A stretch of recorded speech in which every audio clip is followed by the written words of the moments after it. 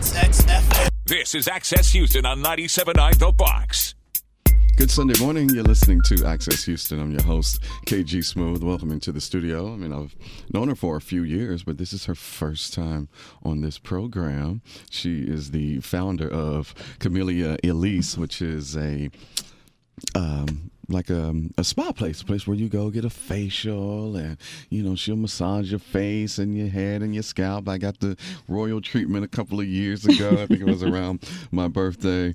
And we are here to talk health and medicine. So, ladies and gentlemen, please give it up for the lovely Lyndsey Brantley. Good morning. Good morning. How are you? Good. Looking good. Glowing and shining and things. Because some amazing things are happening in women's health. I'm happy. Well, let's get into it.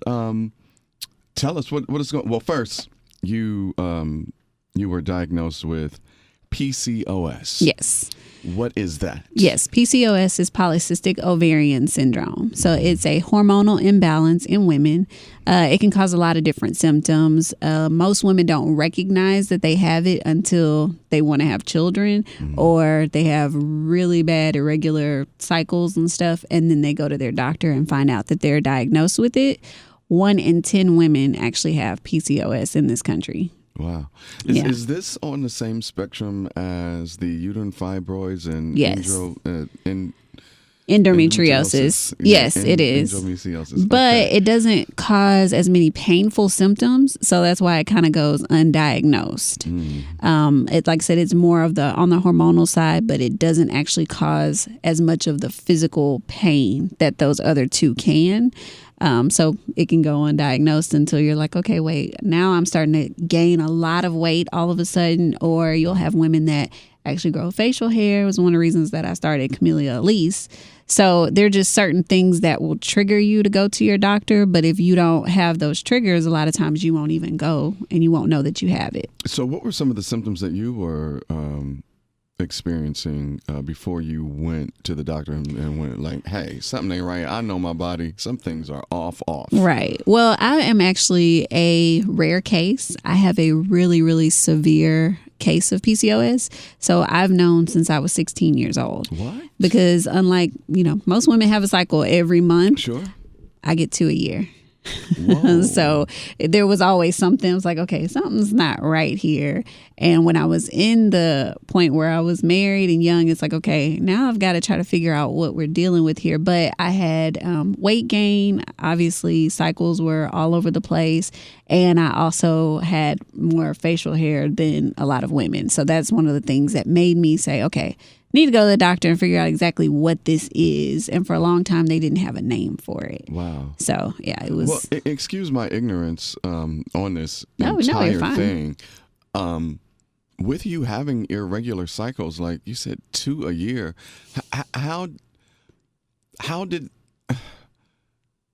that affect your body? Because, I mean... You all are supposed to bleed once a month. Yeah. And so with you not, what were the effects of that? Well, the thing is, when you're young and you have it, doctors just put you on birth control. And they kind of say, okay, here, this pill will make you have the cycles that you're supposed to have. Okay, go on about your business. So that's kind of what was happening for a really long time. But then when I got to, my mid-20s, when I'm like, okay, I don't want to take birth control. I'm married. I want to start trying to have a family. And you stop taking the pills, they disappear again. So that's when I actually was like, okay, what are some of the alternatives? What can I do to fix this? And normally it's different hormonal pills, different things that they have to do to try to regulate your cycle. So the birth control pills worked, and while you were on birth control, you were having regular menstrual cycles. Yeah, that's what they do. They basically give you birth control to regulate you until you get to the place where you want to do something different. And then when you stopped as an adult, when you were married, because you're like, hey, I want to have kids, your cycles stopped. Yeah, they just stopped. They're, like I said, maybe twice a year I'll naturally have them. And there is no real explanation as to why a woman in your case would have such a condition? Well, what happens with people who have PCOS, we're insulin resistant. So the first thing they normally do is put you on metformin as if you were a diabetic. And the other thing is that our bodies produce more testosterone than the normal woman. So they give you estrogen to kind of counteract it. Yeah. So that's the first two things that they normally do to try to solve it. I will say, though, our business, Camellia Alise, we actually put money into PCOS research because there's still a lot of unanswered questions. Wow. Yeah. You're listening to Access Houston. We're talking to Lyndsey Brantley, the owner of Camellia Alise, talking PCOS this morning. So for a woman that may be listening right now and was like, I'm experiencing one or two of these things, what should women look for? What are some of the signs and symptoms besides your case? Because, right, mine's a severe case. Yeah, you're very rare, but for someone that's not in that low percentage of cases like yours, what are some of the signs and symptoms that women should look out? So one of the things is weight gain. When you start all of a sudden just gaining a lot of weight, you're not doing anything differently, but your weight is jumping a lot. That's one of the key triggers. Another is body hair, not necessarily just facial hair, but if you're all of a sudden, you have more hair growing on your body than you normally would. But typically doctors test your hormone your hormone levels every time you go for your yearly physicals. So I would say making sure that you're going for those exams regularly. Most doctors will look at your hormonal panel and say, something may be off. Or if you're just feeling a certain way, no energy, low energy, anything that you would normally say, I'm not feeling like my normal self. Those are the things that you just kind of go, there's not one specific trigger that would say, okay, that person has PCOS. Gotcha. Obviously your cycles would be that one trigger that everybody kind of looks at, but it's in general the way you feel. If you feel off and all of a sudden things are kind of changing with your health, you need to go to your doctor anyway. And I know that you're not medical profession, like you don't have a practice or anything, but just questions are popping in my head as we're having this conversation.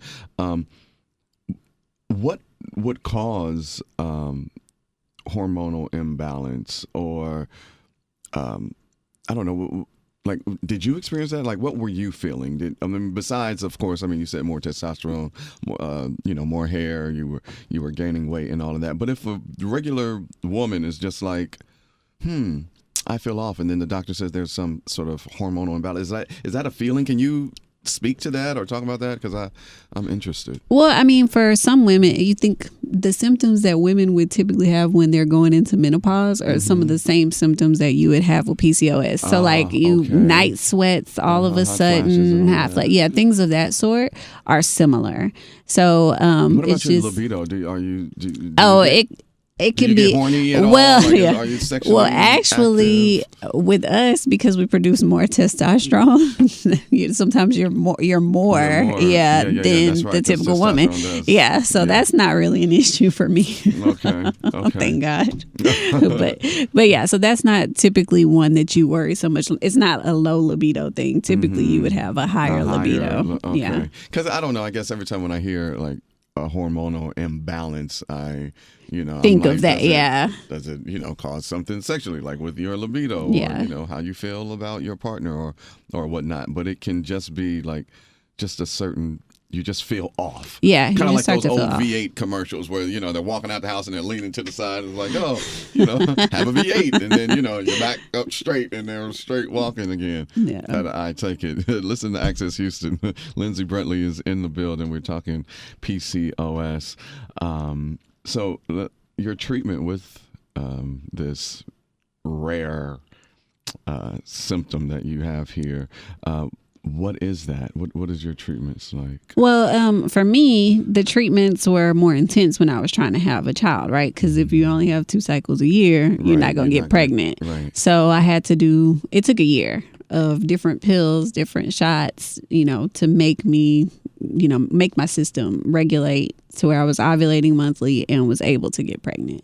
So it was quite a journey for me. So it's always trial and error because everybody's case is different. So it's just a matter of, okay, let's try metformin. Let's try these estrogen pills. Let's try different shots. It's a whole gamut of things. And so that's one that you have to go to your doctor and they have to do trial and error and figure out exactly what's going to work. Now for me, I had my son, he's healthy, he's 6 now. And afterwards I was like, okay, I don't want to do anything. I don't want to be on birth control, but I also don't want to go through all the things. I just kind of let my body be natural. And so right now I'm at the place of 2 cycles a year. Okay. And I just have to watch my weight because normally the first thing they say is, okay, if you're gaining too much weight, you know, that's going to start causing other health issues and you're pre-diabetic because you have PCOS. Oh, my goodness. Yeah. So a lot of women now, like on Instagram, it's its own hashtag keto PCOS or PCOS keto.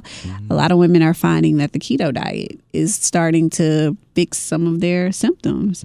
So I haven't really done a lot of case studies on it yet, but that's something that is newer and I'm kind of keeping an eye out for it. But you're also doing something that is amazing for yourself and women who may be dealing with PCOS at Camellia Alise, healthy alternatives to cosmetic surgery and the services provided. So tell us what you're doing over there at Camellia Alise. Sure. So we're opening a new studio in 3rd Ward. Okay. So we are centrally located. But what we do is our skincare products were specifically created for women with PCOS. And of course, now, you know, we have a lot of men that we take care of facial wise as well.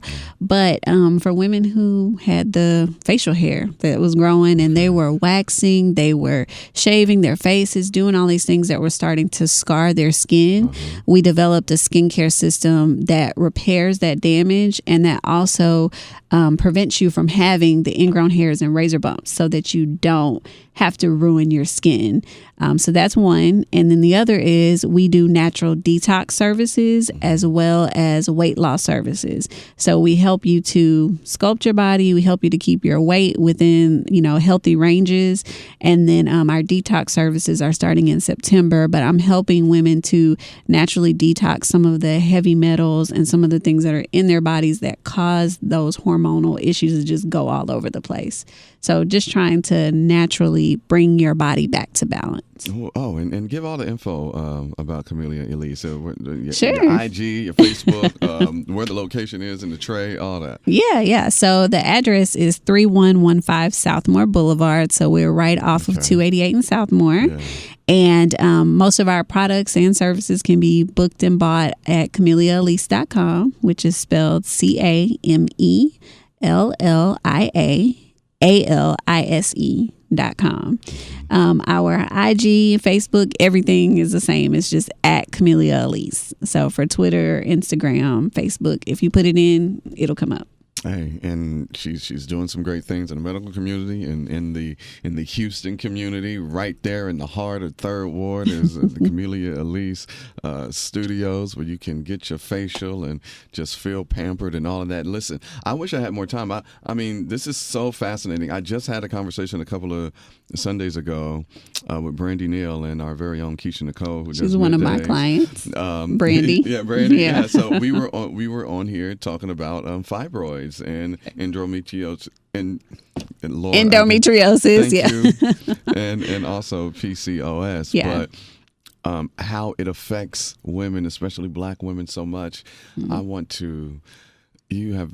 Just in this moment, you have inspired me to I want to do a round table discussion. Have you on the PCOS, maybe have Brandy or Keisha, you know, on the uterine fibroids because they both had surgery on that, and get someone who is dealing with endometriosis. I typically do her panels when she has the taboo talk. Really? I do her panels. Oh, okay. Well, well, this would be perfect. Oh, man. Thank you so much for coming on. And, man, nothing but prayers and positive energy with your journey. I mean, this is just, I'm just wild because. Well, thank you for having me. Well, yeah, of course. But, you know, so many things affect Black women that aren't being told enough. And, you know, these medical care providers, especially the others, they have this, from what I've read, they have this theory in their mind that they can treat black people, especially black women, less because of our African roots and descendants, and like, oh, they can take the pain more. You're they have stronger. a more higher tolerance for pain, and they're stronger and all of that. And it's just like, no, we're human. Yeah, it's true. Treat us as I always such. look at Sabrina Williams. I'm like, even she had to speak up and say, "Hello, I'm in pain." You know, that's even she was being ignored. So that's wild. But that's wild. But Lyndsey, thank you for coming on the program. I really appreciate it. Good thanks to see for you. having me. Good Sunday morning. You're listening to Access Houston. I'm your host, KG Smooth. Welcome back to the program. It's been a few years since he was last here. He is the founder of Mangrove Community. Ladies and gentlemen, Mr. Carl Ward is back after having a sabbatical, but he's back on the program. What's up, G? Nothing much. How's it going? It's been a lot of work behind the scenes, you know. Yeah. Yeah, I know. Definitely. I know. And thanks for having me back. Man, I'm glad that you're here. And she is the outreach director at the Aldine-Greenspoint YMCA. Miss Melissa Sanchez is in the building. Good morning. Welcome. Morning. Thank you. Thank you all for being here. So it is that time. It's officially August, and now school is about to start back up. Sorry, kids. And so there are many back-to-school drives and programs going on, but y'all got a back-to-school bash that is going down. Tell us about that. Yeah, so Operation Backpack is, especially in Aldine-Greenspoint, it's really a collaboration between all the nonprofits that really we're all trying to do the same thing out there, is really empower our kids to be strong leaders, right? And so Operation Backpack is giving them the tools to really be successful and confident going into the school year. So we've been able to team up with a couple of different partners to really help kids in all aspects of their lives, not just with the school supplies, but we're out there bringing haircuts, vaccinations, flu vaccinations as well. We're trying to really prepare them for everything. Yeah, indeed. Yep, and we'll have a lot of entertainment out there. We also have laptop giveaways that we're having for first year college students. So that's the thing for our older kids to look out for. We'll have a lot of entertainment for the children, dental screenings, health screenings, things of that nature. And it's just something that, as our organization was working in the community, and doing research with establishing the super neighborhood, we saw needs with the stats that were coming out for the Greenspoint area. Less than 25% of the people in the Greenspoint area, their income is under 48 or 25,000. I'm sorry, and it's 48%. Over 48% of Greenspoint residents bring in an annual income of $25,000. You can't live off that. Not at all. No. Not in this day and time. 25? Yeah. 25,000. Maybe if this was 1972, probably. Right. But, Yeah. And really, 25% of Houston area kids 17 and under are living in poverty. And if we're talking about the school supplies aspect, a parent is spending around $200 on each child. So, if we're looking at a standard American family, right, with 2-3 kids, right. That's $400, $600 they're spending a year. Yeah. And if you're living on limited means, Right. which we're looking at in this community, that can really put you through a lot.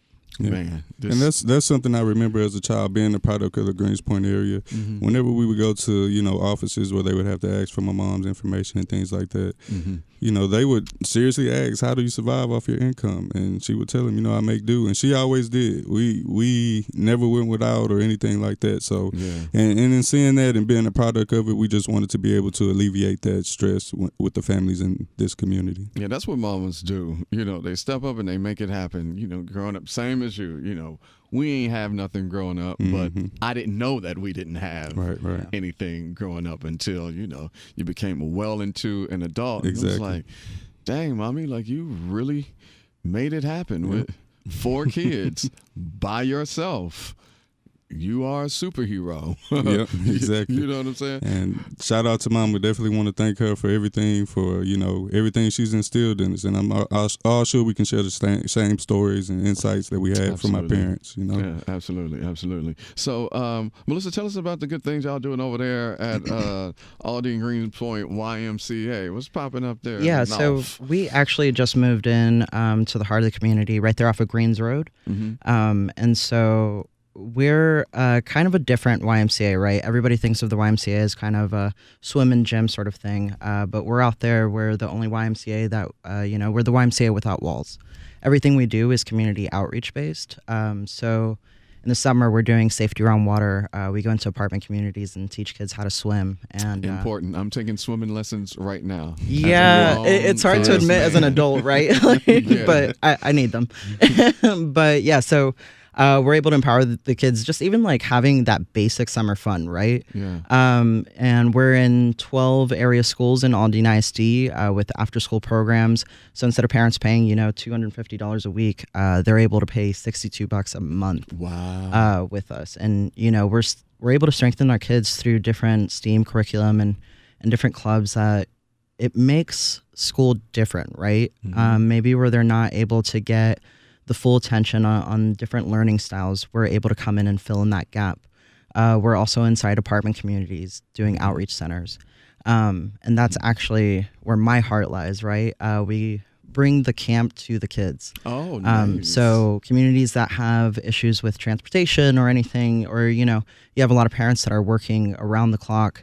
The kids are able to just walk right into our community centers located inside their apartment complexes and receive, tutoring help throughout the school year, homework help, all that stuff, and still have fun curriculum and have fun activities instead of, kids will find ways to have fun if they're not entertained. And so that's where we step in.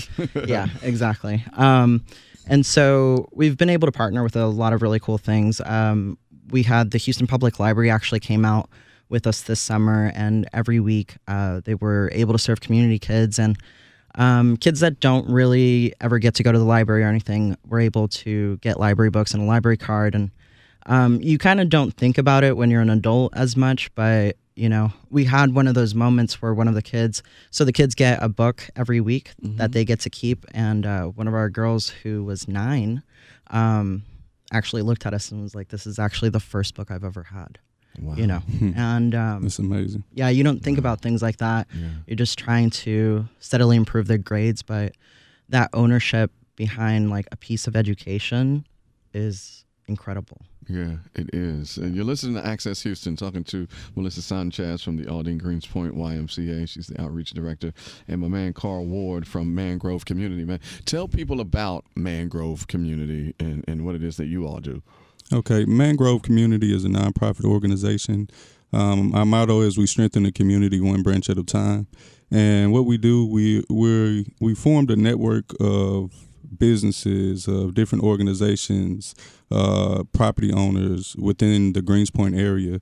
And what we're doing, we're coming up with unique ways to provide economic growth within the community.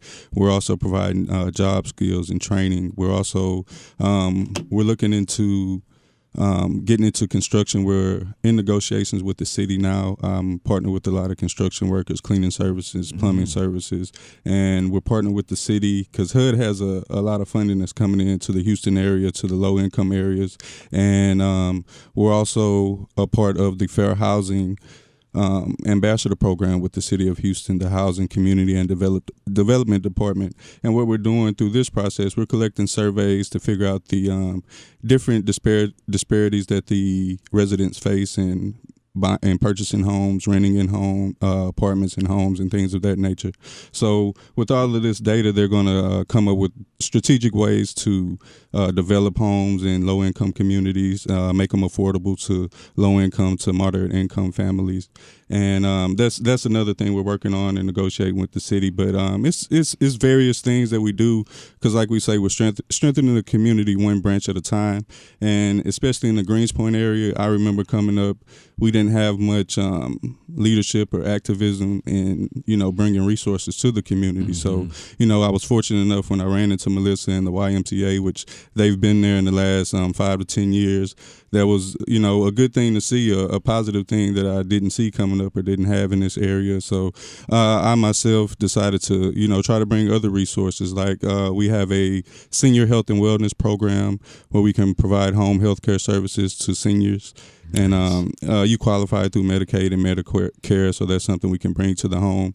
Something we noticed with the seniors when you're out in the community, there are some that are really alone. They don't have family members that come visit them often, or they've just lived in another state. And it's nice for not only for them to get those services in home, but also just to have someone to fellowship with, maybe take out the trash for them time to time. So that's something else we're doing in the community. We do monthly cleanups.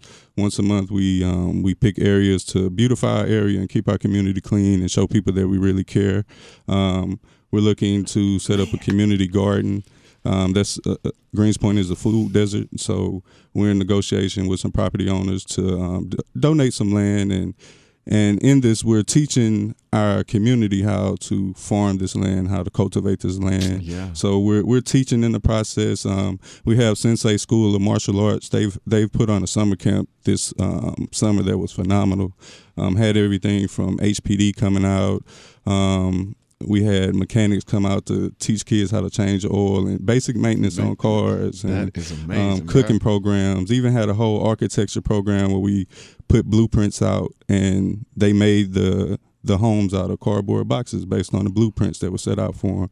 Just, and it was plenty more that I can't remember right now, but it was an amazing program. That's more than enough. I mean, that's just amazing within itself, because the first thing that popped in my head was that, man, y'all are taking the Nipsey Hussle approach. Right. I mean, reviving our community. Like, and why I got to move out the hood, to make my life better. Right. No, I'm gonna stay here. I'm gonna make the hood better. Exactly. So we can all, be That's better. what we're familiar with. Yeah, exactly. You And listen to Access Houston, there. talking to Carl Ward of Mangrove Community and Melissa Sanchez of the Aldine-Greenspoint YMCA. They are having the Back to School Bash. So save the date for this coming Saturday, August the 10th, from 10 a.m. to 3 p.m.